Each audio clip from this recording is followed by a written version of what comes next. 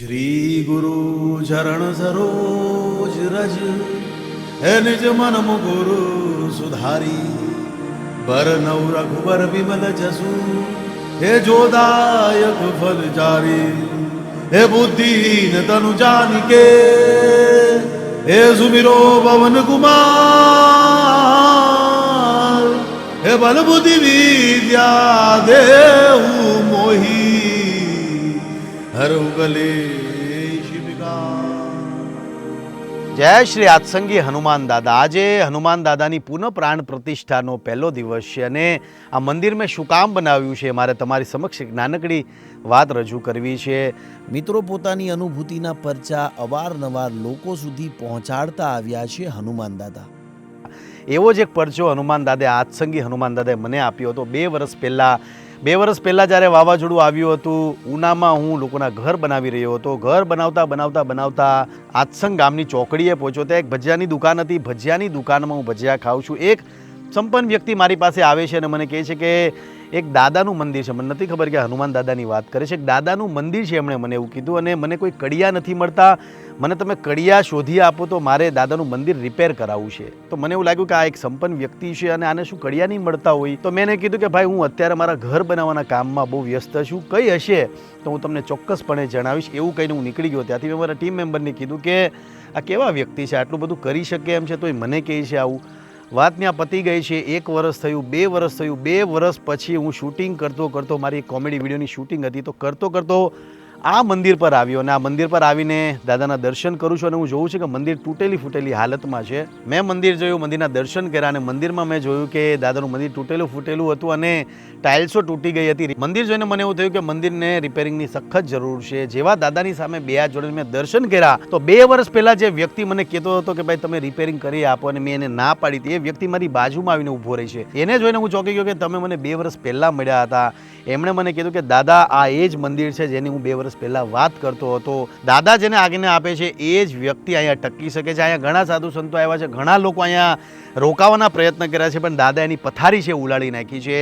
જે પવિત્ર વ્યક્તિ હોય અને જે રહી શકે એવો વ્યક્તિ હોય એ જ વ્યક્તિ અહીંયા રહી શકે છે। દાદાએ તમને સંકેત આપ્યો છે અને તમને નિમિત્ત બનાવ્યા છે એટલે તમે આ મંદિર રિપેર કરવા જઈ રહ્યા છો। મંદિર નેક્સ્ટ દિવસે અમે રિપેર કરવાની શરૂઆત કરી, ટાઇલ્સો નાખી દીધી, બધી જ વસ્તુ કરીને દાદાનું મંદિર રિપેર કરાવ્યું છે। તો એક ઘેટા બકરા ચડાવવાવાળો વ્યક્તિ મારી પાસે આવે છે, મારી આંખમાં આંખ નાખીને મને કહે છે કે તમે દાદાનું મંદિર બનાવ્યું છે, ટાઇલ્સો નખાવી છે તો તમે આ મંદિર તોડાવીને દાદાનું આખું મંદિર બનાવી નાખો નહીં। હું દાદા સામું જોઉં છું એટલે વ્યક્તિ ગાયબ થઈ જાય છે અને દૂરથી મારી સામે એવી નજરે જોવે છે કે મને એમ થાય કે આ ખરેખર દાદાની અનુભૂતિ છે। આનંદ પાનંદમાં મંદિર હું તોડાવું છું અને મંદિર બનાવવાની શરૂઆત કરું છું। આ દાદાનો પરચો જ તમે કહી શકો છો।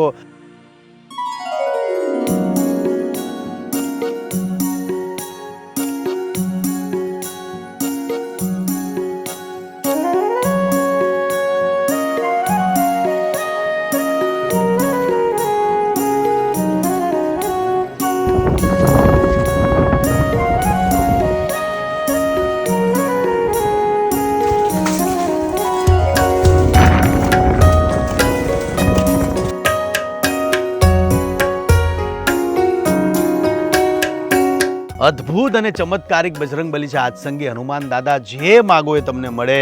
આજે તમને દાદાના દર્શન કરાવીશ। દાદાની પુનઃ પ્રાણ પ્રતિષ્ઠામાં આપણે બધા મળીને દાદાના દર્શન કરશું।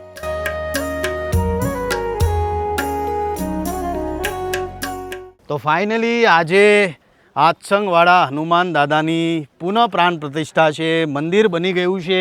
આ અદ્ભુત બજરંગબલીના દર્શન મારી એવી ઈચ્છા છે કે તમે પણ કરો તો આપણે દાદાના દર્શન કરશું, મંદિર તમને બતાવીશ। પણ આ અદ્ભુત મંદિર છે, આ હનુમાન દાદાનો પડચો એવો છે કે તમારા જે પણ ધારેલા કાર્યો છે, જે તમારા કામો નથી થતા, તમે આત્સંગવાળા હનુમાન દાદા પાસે આવશો ને કહેશો કે દાદા મારું આ કામ થઈ જશે તો હું અહીંયા લોટ તમને ચડાવીશ। અહીંયા લોટની માન્યતા એવી છે આ સૌરાષ્ટ્રના એરિયામાં કે તમે દાદાને લોટ ધરાવશો એટલે કે તમે થોડા ઘણા માણસોનું કે તમારી યથાશક્તિ પ્રમાણે માણસોને જમાડશો આ દાદાના ધામમાં આવી તો તમારા બધા કાર્યો પૂરા થશે। મેં પણ દાદા પાસે ઘણી ખરી મનોકામના માંગી હતી, પૂરી થઈ ગઈ છે એટલે હું પણ આજે દાદાનો લોટ કરું છું આજે અને ગામને અહીંયા જમાડું છું। આ દાદાનું મંદિર છે, દાદાનું મંદિર કેવું છે અંદરથી એ પણ બતાવીશ। દાદાની આજે આપણે પૂજા કરશું, આજે દાદાનો હવન પણ કરવાના છીએ। 1 મહિનાની મહેનત બાદ આ મંદિર બન્યું છે। આ મંદિર તમને બતાવીશ કેવું છે, પણ આ અદ્ભુત મંદિરના દર્શન આપણે મળીને કરશું। જય હો બજરંગબલી।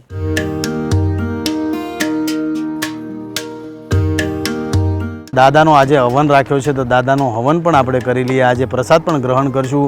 પહેલાં દાદાનો હવન કરી લઈએ.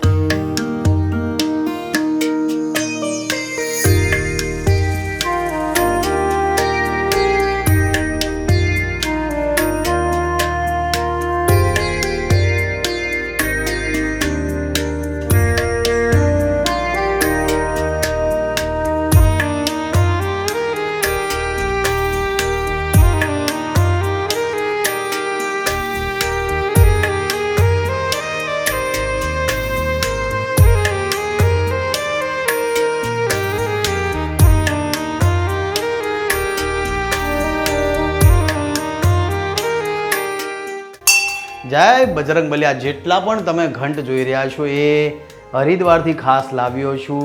ગંગા નદીમાં ગંગા જળને સ્પર્શ કરાવીને લીધેલા આ ઘંટ છે, જે આ બજરંગબલીના મંદિરમાં આજે લગાડ્યા છે.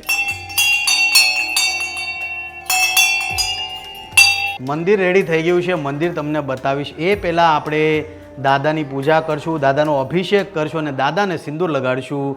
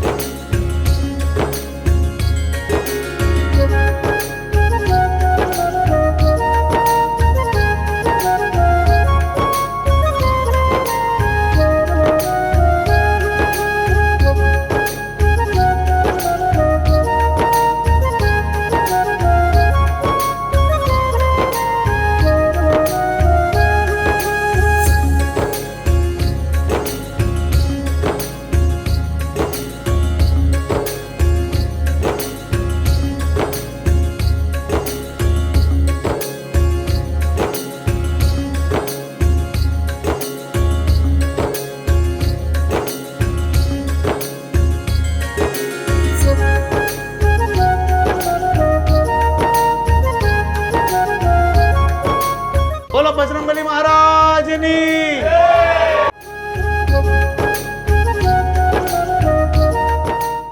દાદાને સિંદૂર લગાડ્યું. એ પછી અમે આ દાદાના નેણ અમે એમને લગાડવાનો પ્રયત્ન કર્યો, પણ બહુ પ્રયત્ન કર્યા પણ વારા ઘડીએ નીકળી જતા હતા. એટલે દાદાનો જ આ ચમત્કાર કહી શકો. પછી અમે આ મુંગટ લગાડવાનો પણ પ્રયત્ન કર્યો, પણ એ પણ બધી વસ્તુ સક્સેસ ન ગઈ. એના પરથી એક વાત કહું, તમે જ્યારે શનિદેવમાં જાઓ ને તો શનિદેવ પર ઘણા લોકોએ ત્યાંના જે ટ્રસ્ટી મંડળ છે બધા જ લોકોએ ત્યાં શેડ લગાડ્યા, ઘણા જાતના મુંગટ લગાડ્યા શનિ ભગવાનની મૂર્તિને. પણ શનિદેવ છે એ સૂર્યપુત્ર કહેવાય, એમણે શેડ કાઢી નાખ્યા અને અત્યારે તમે જો શનિદેવ જાશો ને તો મૂર્તિ ખુલ્લામાં જ છે. એવી રીતના આ દાદા પણ એવા જ તમે કહી શકો કે ભાઈ મને ખુલ્લો રહેવા દો, હું જેટલો જેવો છું એવી મોજમાં રહેવા દો. આ બજરંગબલીનો તમે પડચો જ કહી શકો. જેમ શનિદેવ સૂર્યની સાક્ષીમાં રહી છે એવી રીતના જ બજરંગબલી ખુલ્લામાં રહેવાનું વધારે પસંદ કરે છે અને સૂર્ય એમની આજુબાજુમાં રહે એવું એ પોતે પણ ધારે છે એવું મને લાગે છે. આત્સંગવાળા હનુમાન દાદાની એક વિશેષતા તમને કહું છું. તમને વિઝા નથી મળતા, કોઈ પણ કન્ટ્રીના વિઝા તમને ન મળતા હોય, અમેરિકા, લંડન, કેનેડા, વર્લ્ડની કોઈ પણ કન્ટ્રીમાં જવું હોય તમને વિઝા નથી મળતા તો પહોંચી જાજો આત્સંગના હનુમાન દાદા પાસે. તમને વિઝા ન મળે તો મારું નામ બદલી નાખજો. હું તમને મારા ભાઈની વાત કહું. મારા ભાઈ તરુણ જાની લાલાભાઈના વિઝા અમેરિકાના 2 વખત રિજેક્ટ થયા અને એવી માન્યતા છે કે એવું બધા જ લોકો માની દે છે કે તમે એકવાર અમેરિકામાં વિઝા અપ્લાય કરો છો એટલે એકવાર રિજેક્ટ થાય છે એટલે વિઝા તમને નથી આપતા એ લોકો. હું જ્યારે અહીંયા આવ્યો દાદા પાસે, દાદાને મેં 2 હાથ જોડીને એટલું કીધું કે દાદા મારા ભાઈને વિઝા અમેરિકાના નથી મળતા. અમારી ટીમમાં બીજા એક મેમ્બર કામ કરે છે મહેશ દાદા, એ પણ વિઝા લેવા જાય છે. જો આ બેયને વિઝા મળી જશે તો હું ગામને પણ જમાડીશ અને મંદિરમાં હવન પણ કરીશ. બંને ભાઈઓને વિઝા મળી ગયા છે. એટલે તમામ લોકોને મારે કહેવાનું છે, મારો દાવો છે કે તમને વિઝા ન મળતા હોય તો સાવરકુંડલાથી 20 કિલોમીટર પર આવ્યું છે ગામ આત્સંગ. ત્યાં આવજો અને ગમે ને આવીને પૂછીને કહેજો કે ભાઈ આત્સંગના હનુમાન દાદા ક્યાં છે, અહીંયા આવશો. દાદા પાસે એકવાર તમે માગશો ને તમારા વિઝા ન મળે તો મારું નામ બદલી દેજો. દાદાના મંદિરની પૂજા થઈ ગઈ છે. હવે આપણે આ જે ઘુમ્મટ છે એ આપણે ઉપર ચડાવશું અને દાદાની ધજા ચડાવશું. મેં મારા જીવનમાં ક્યારેય કોઈ પણ મંદિરમાં ક્યારેય ધજા નથી ચડાવી, તો આજે મને લાવો મળ્યો છે કે આત્સંગમાં આવીને હનુમાન દાદાની ધજા આજે હું ચડાવીશ. બોલો બજરંગબલી મહારાજની જય.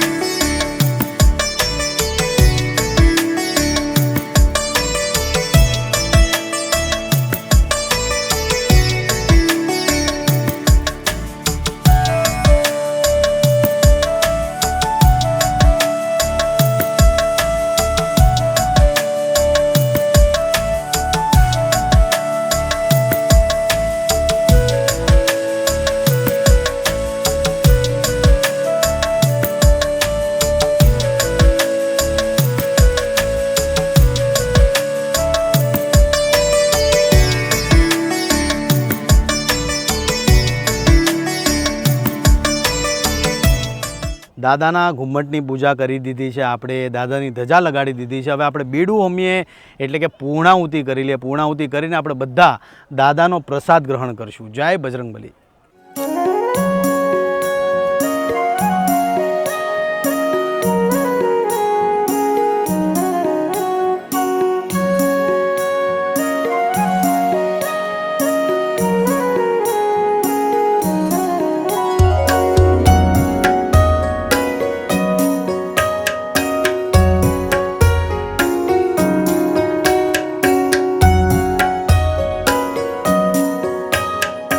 આત્સંગના હનુમાન દાદાના મંદિરની સ્થાપના ચલાળાવાળા દાન બાપુએ કરી હતી. દાન બાપુ આ જગ્યા પર આત્સંગની ભૂમિ પર આવ્યા હતા. પોતાની ગાયો લઈને આ ડુંગરોમાં ચરાવતા હતા. ત્યારે એમણે ગાયો માટે વાવ બનાવી પાણીની અને આ મંદિરની સ્થાપના કરી છે. એટલે આ ચલાળાવાળા દાન બાપુના પ્રતાપે જ આપણે બજરંગબલીના આજે દર્શન કરી શકીએ છીએ. જય હો બજરંગબલી. હનુમાન દાદાનો થાળ તૈયાર થઈ ગયો છે. હવે દાદાનો થાળ હોય એટલે વિરાટ જ હોય એમની જેમ.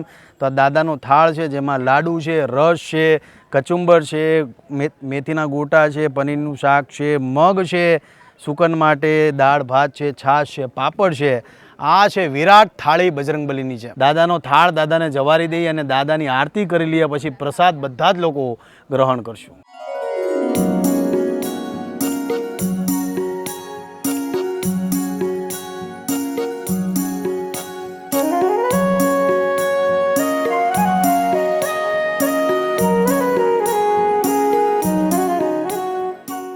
બહુ જૂના અને પુરાણી હનુમાનજી મહારાજ છે.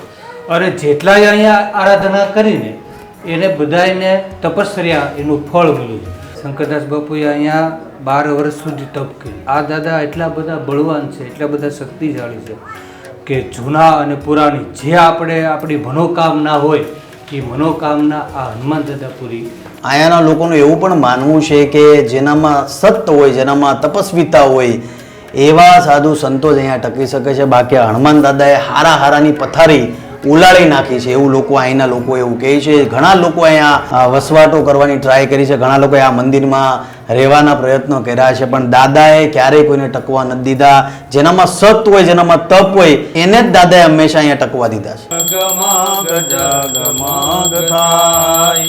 આરતી હનુમાન દાદાની થાય, દેવડા જગમગ જગમગ થાય, દેવડા જગમગ જગમગ થાય.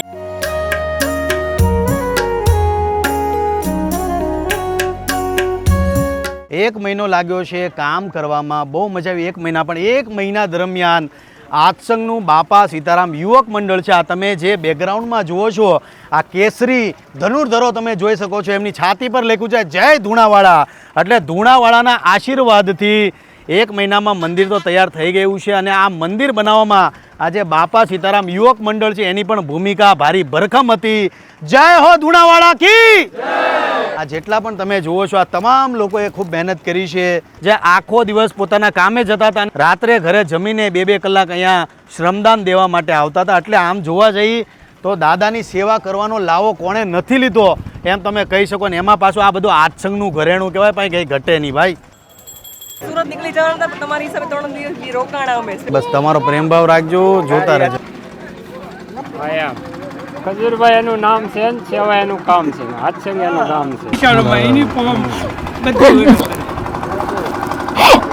મારે કંઈક કરવું જ પડે. હું કરીએ. બહુ ખુશ છું, હવે તો બહુ ખુશ છું. એમ તમારા દર્શન થઈ ગયા ને બહુ જ ખુશ. તમારા વિડીયો જોઉં ને એટલે આખો દી ખુશ જ રહું છું. તમારું આખું ફેમિલી બાના દર્શન થઈ ગયા, બધાના દર્શન થઈ ગયા. હાર પેલા જૂનું મંદિર બજાવ્યું ને મેં એટલું ધાર્યું ને મારા અંતરાત્માથી મેં આ હું કીધી આ મંદિરે એમ આ મંદિર આ નજારો મને એવો ગમ્યો ઓટોમેટિક આ સવારમાં મને એમ થયું મરડા નહોતા આવવાના અને મેં કીધું અહીંયા હાથસંગના અમાસા છે અને હાથસંગ આપણે રાજપટી સાથે રોકાઈ જવું એક જાય ભાઈ છે તે મને કે હાલો જમતા જ્યાં જવું પડે ને એની હાટો હાલો દાદાને દઈએ કે આખા પરિવારના તમારે દર્શન થઈ ગયા ને આ દાદાનો પડચો એવો છે, જે માગો એ મળે. દાદાનો પ્રસાદ તૈયાર થઈ ગયો છે અને હું આજે લાડવામાં રહું છું એટલે લાડવાની શરૂઆત હું કરીશ અને આ જે ગામના જેટલા પણ માણસો છે એને પ્રસાદ ગ્રહણ કરાવશું. જય બજરંગબલી, જય બજરંગબલી, જય બજરંગબલી, જય બજરંગબલી.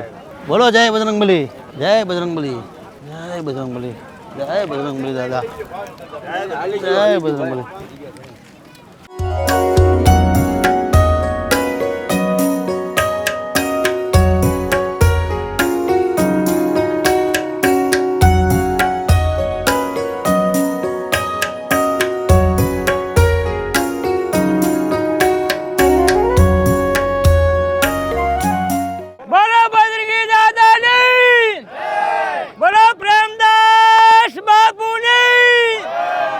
વાહ ભાઈ વાહ.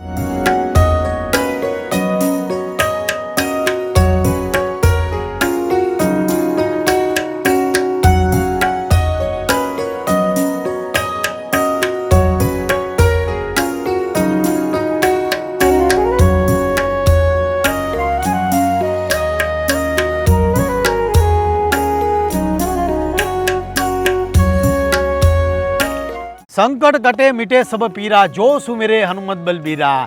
સંકટ સમયે તમે દાદાને યાદ કરો એટલે દાદા હાજરા હજુરની જેમ તમારી પડખે ઊભા રહી જાય. એવા અદ્ભુત દાદા છે અમારા આત્સંગના હનુમાન દાદા. તમામ ગુજરાતીઓને વિનંતી કરું છું કે તમારી પર કોઈ પણ જાતના દુઃખ દર્દ હોય, કોઈ પણ વસ્તુથી તમે પીડાવશો, બસ ખાલી આત્સંગના હનુમાન દાદાને યાદ કરજો. દાદા હાજરા હજુરની જેમ તમારી પડખે ઊભા રહેશે. જય માતાજી, જય શ્રી કૃષ્ણ. મારો એવો આગ્રહ હતો કે મંદિર બનાવું, મંદિર બનાવ્યા પછી તમને પણ મંદિરના દર્શન કરાવું. જય માતાજી, જય શ્રી કૃષ્ણ, જય હો આત્સંગના હનુમાન દાદા.